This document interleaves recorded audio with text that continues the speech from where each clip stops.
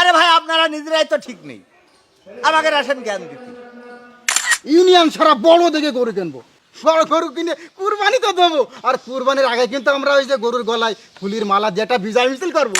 কুরবানির সাথে যদি একটু ডিজে পার্টি না হয় তাহলে কিরম জমে? এটা একটা এক্সট্রা ইবাদত পাগল। একটা বিষয় আমাকে একটু ক্লিয়ার করো, আমরা তো চোখই দেখি রে। তাই এই কুরবানি কি বাবু আল্লাহর জন্য দিচ্ছাও না মানুষের জন্যে? রাহাত ভাই, আমি বলছি কি, আমাদের গরুটা এমন হতে হবে, শুধু গ্রামের সেরা গরু হলে হলে কিন্তু হবে না, এটা তোমার ইউনিয়নের সেরা গরু কিনতে হবে, যেন মাইনসি ওটা বলে যে কুরবানি রাশাদটা দিয়েছে। বুঝতে পারিস?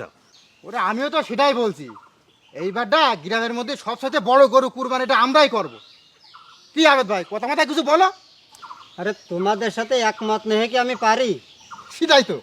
তা বলছিলাম যে কত টাকা করে আমাদের জমা দিতে হবে। ওরে আমার হিসেব শোনো, আমরা মনে করো সবাই এক একজন 1 লাখ কোটি টাকা দেবো, তাহলে 1 লাখ কোটি টাকা দিলে 7 জনে 7 লাখ টাকা দেবো। তাই 7 লাখ টাকায় যদি গরু কিনা হয় তো গ্রামের কি ইউনিয়নের সেরা গরু হবে। শোনো, আমরা কিন্তু গরুটা কিনে গরুর গলায় ইয়া বড় একটা মালা দিয়ে সারা গ্রাম ঘুরে বেড়াবো, বিজয় মিছিল করবো। ওরে আল্লাহ রে, আমার মনে করে এইসব কথা শুনে যে কি আনন্দ লাগছে, খুব ভাল লাগছে। তা সে রিঙ্কু ভাই কই? সে তো আমাদের একমাত্র লিডার, তার তো এখনো পর্যন্ত কোনো সংবাদই পেলাম না।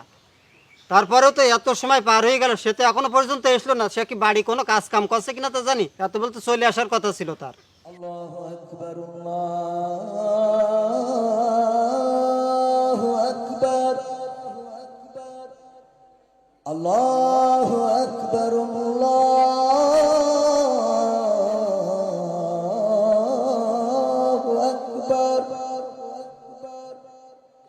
أشهد أن لا إله إلا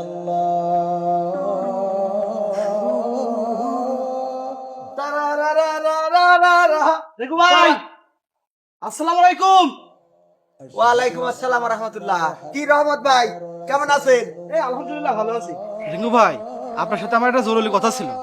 ভাই আমি খুব ব্যস্ততার মধ্যে ভাই, অনেক বড় একটা মিটিং রয়েছে। আপনি যদি জরুরি কথা বলতে চান 1 মিনিটের মধ্যে বলতে পারেন। ভাই আদান আসছে, চলেন নামাজটা পড়ে আসি। আপনি তো জানেন একজন মুসলমানের প্রথম পরিচয় হলো নামাজ। আর তাছাড়া আপনি তো জানেন রাসূল করিম সাল্লাল্লাহু আলাইহি ওয়াসাল্লাম বলেছে, যে ব্যক্তি ইচ্ছাকৃত নামাজ ছেড়ে দিলে সে কুফরি করবে। এই আপনার জরুরি কথা, অথচ এই একই কথা আপনি আমার প্রতি সপ্তাহে 2 বার 4 বার কিন্তু বলেই থাকেন। এত বলেও তো আপনাকে মসজিদমুখী করতে পারলাম না। শোনেন, আপনার জরুরি কথা তো শেষ হয়েছে, এবার আমার জরুরি কথাটা বলি। আসছে কুরবানি, আমরা এই ইউনিয়নের সবচেয়ে বড় গরুটা কুরবানি দিতে যাচ্ছি। এর জন্য মিটিং রয়েছে রাশেদ ভাই বাড়ি, সেখানে যে মিটিং করে ফাইনাল করব। এত বড় গরু যে আপনি কল্পনাও করতে পারবেন না। এখন আমি যদি মসজিদে গিয়ে বসে থাকি, তা কুরবানি করবে কিনা এটা বুঝতে হবে না ভাই? রিঙ্কু ভাই, বলছি নামাজ আগে নাকি কুরবানি আগে? হ্যাঁ, কুরবানি আগে নাকি নামাজ আগে? আরে ভাই আপনারা নিজেরাই তো ঠিক নেই, আমাকে রাশন জ্ঞান দিতে। ফতোয়া তো এক এক সময় এক এক রকম ফতোয়া দেবেন আপনারা। শোনেন, বাপ দাদার আমল থেকে দেখে আসছি যে নামাজ পড়ো আর না পড়ো, কুরবানিটা ঠিক মতো করো। আর আমরা কিন্তু সেটা করে আসছি, গরুটাও বড় কিনতেছি, ল্যাজ ধরি জান্নাতে যাব। আমাকে এত জ্ঞান দেয়া লাগবে না। আমরা কুরবানিটা করি আর আপনারা নামাজটা পড়েন, ঠিক আছে? আমাকে এত বুঝাতে আসবেন না। আরে এই জাতিকে যে কবে বোঝাতে পারবো। শোনো, রিঙ্কু ভাই আমার বইলেই দিয়েছিল যে তার আসতে একটু দেরি হতে পারে। কোন ভাড়া মালিকের সাথে নাকি টাকা পয়সার ব্যাপার নিয়ে ঝামেলা আছে। ও, বুঝতে পারলাম। তাহলে রিঙ্কু ভাইয়ের আসতে যখন দেরি হচ্ছে, আজান তো হয়ে গেছে, তাহলে নামাজটা পড়েই আসি। তো চলো নামাজটা একসাথে যাই, সবাই মিলে পড়ে আসি। ওরে তোর এই হইলো সমস্যা, যে কোনো একটা গুরুত্বপূর্ণ কাজের মধ্যে তুই ফসাঙ্গের নামাজ ঢুকিয়ে নিয়ে আসিস। এখানে একটা কুরবানি বিষয়ে মিটিং হচ্ছে, এর মধ্যে তুই নামাজের কথা বলতে হবে কিসের জন্য? আরে থাম, এই যা যা, তুই নামাজটা পড়ে এসে ভাই যা। আচ্ছা তাহলে ঠিক আছে রাশেদ ভাই, ওরে যা যা, তুই যা। থাকেন, আমি নামাজটা পড়ে আসি। যা যা, তাড়াতাড়ি এসে নে। আরে এই সামনে একটু বেশিই বোঝে, কুরবানি কি জিনিস ও বোঝে? ও নামাজ নিয়ে পড়ে দিয়েছে, সব কাজেই ঘুলাবে। ওর ওই আমাদের মধ্যে একজনই তো আছে একটু নামাজ কালাম। এই যে রিঙ্কু ভাই চলে চলে গেছে। আরে বসেন ভাই, বসেন। বসেন ভাই, বসেন বসেন।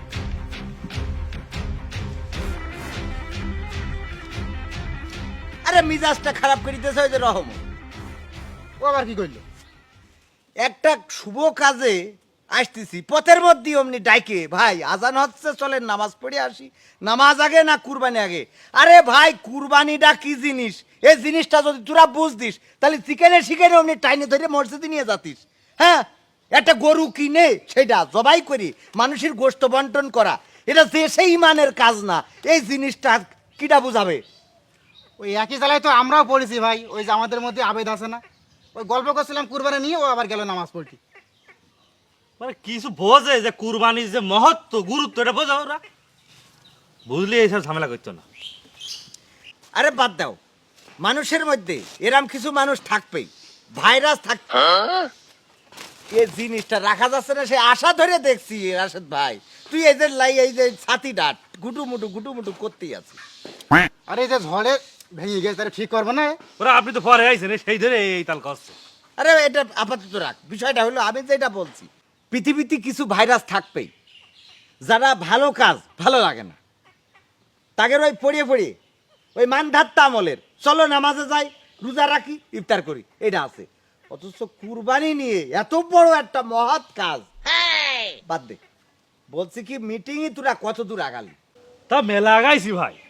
টিঙ্কু ভাই, এই শক্কু ভাই ঠিক কথা বলেছে, আমরা অনেকটাই আগে হয়ে গেছি। সিদ্ধান্ত নিয়েছি আমরা 7 জন, এক একজন 1 লাখ করে টাকা দেবো, 7 লাখ টাকা হবে।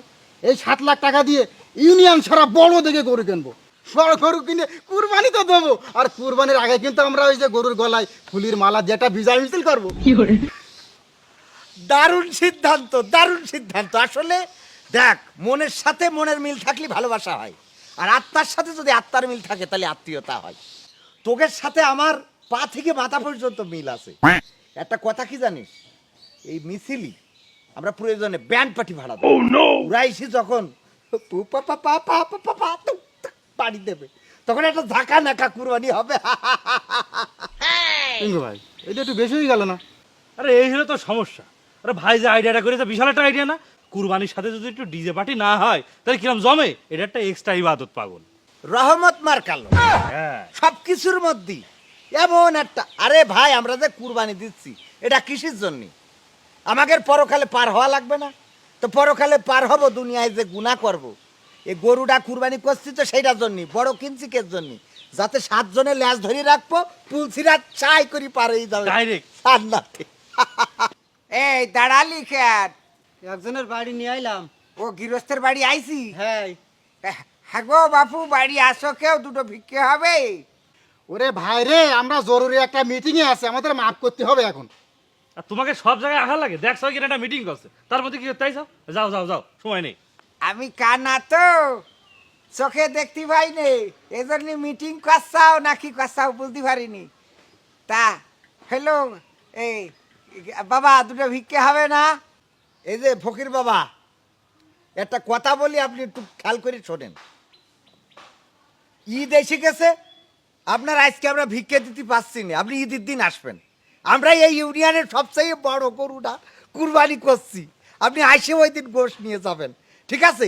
আরেকটা কথা বলি শোনেন, আপনি তো 16 গ্রামে ঘোরেন, একটু এই 16 গ্রামে ঘোরার সময় আমরা তো বিশাল বড় যে গরু কুরবানি করছি, এইটাও একটু প্রচার করে দিয়েন। বলবেন যে রিঙ্কু রাশেদ ছক্কু ওরা মিলে আবেদ, তারপরে জব্বার, এটা অনেক বড় গ্রাম সেরা ইউনিয়ন সেরা গরু কুরবানি করতেছে, ঠিক আছে? এটা একটু প্রচার করবেন। ও বাবা, সে নাই হইল, তা আমি করছি কি, এই একটা বিষয় আমাকে একটু ক্লিয়ার করো, আমরা তো চোখি দেখি রে। তাই এই কুরবানি কি বাবু আল্লাহর জন্য দিচ্ছাও না মানুষের জন্য? এ ফকির ভাই, আসলে আপনি কি বলতে চাচ্ছেন? আমি যেটা বলতে চাই সেটা হইলো, কুরবানি দাও কুরবানি আল্লাহ খুশির জন্য, কুরবানি দাও কুরবানি আল্লাহ খুশির জন্য, তবে ইহ পরকালে হবে তুমি ধন্য। কুরবানি দাও কুরবানি আল্লাহ খুশির জন্য, মানুষ খুশির জন্য তুমি করলে কোন কাজ, করলে কোন কাজ, সেটাই হবে পরকালে তোমার বড় লাজ। দেখবে সেদিন নেকির খাতা সবই যে গো শূন্য, দেখবে সেদিন নেকির খাতা সবই যে গো শূন্য। কুরবানি দাও কুরবানি আল্লাহ খুশির জন্য, কুরবানি দাও কুরবানি আল্লাহ খুশির জন্য। কত টাকার গরু ছাগল এটাই আসল কথা নয়, এটাই আসল কথা নয়। দেখবেন প্রভু অন্তরেতে কতটুকু তাহার ভয়। প্রভু খুশির জন্য হলে পাওয়া যাবে পুণ্য, প্রভু খুশির জন্য হলে পাওয়া যাবে পুণ্য। কুরবানি দাও কুরবানি আল্লাহ খুশির জন্য।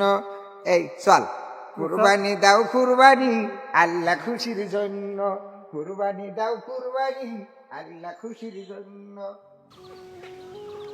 আরে একটা ফকির হয়ে আমাদের যা বুঝাই গেল, আমরা মানুষের তা বুঝতে পারলাম না। আসলে ঠিক বলেছিস, আমরা হচ্ছে মানুষ খুশির জন্যই কুরবানি করছিলাম, আল্লাহর খুশির জন্য না। ঠিকই বলেছিস, আমাদের শিক্ষার কোনো শেষ নেই। ফকিরের কাছ থেকে আমাদের শিক্ষা নেওয়া দরকার। শোন, আমি তো ছোটবেলায় মাদ্রাসার ছাত্র ছিলাম, পরে অবশ্যই রাস্তা উল্টায় ফেলিলাম। তো মাদ্রাসায় পড়তি, আমার উস্তাদ একটা কথা বলতো, কুরবানি আসলে এই কথাটা আমার প্রায়ই বলতো, আমার একার না সবারই বলতো, যে আল্লাহ পবিত্র কুরআনের সূরা আল আনআমে বলেছে 162 নম্বর আয়াত, কুল ইন্না সলাতি ওয়া নুসুকি ওয়া মাহইয়ায়া ওয়া মামাতি লিল্লাহি রাব্বিল আলামিন। বলো, নিশ্চয় আমার নামাজ, আমার কুরবানি, আমার জীবন, আমার মরণ সব কিছু বিশ্ব প্রতিপালক আল্লাহর জন্যে। এন উস্তাদ এই কথা বলছে যে বলতো, দেখো ইন্না সলাতি নিশ্চয় নামাজ, তারপরে যে অনুসুকি মানে কুরবানি, নামাজ নেই কুরবানি নিয়ে টানাটানি, রিঙ্কু ভাই, এটা বলতো। তাহলে তো আমাদের এই কুরবানির আগে নামাজ পড়া উচিত। কথা ঠিক। এর গুরুত্ব বেশি, নামাজ আগে পড়তে হবে, তারপর তোমার কুরবানি। আর যা কিছু হবে সব আল্লাহর খুশির জন্য, মানুষ খুশির জন্য না। ওই যে আমরা যে গরু কিনে ইউনিয়নে মিছিল দেবো, এটা তো ঠিক হবে না। ফকির বুঝাই দিয়ে গেল, বুঝে নিলাম, এই অনুযায়ী আমাদের পরবর্তী স্টেপের কাজ।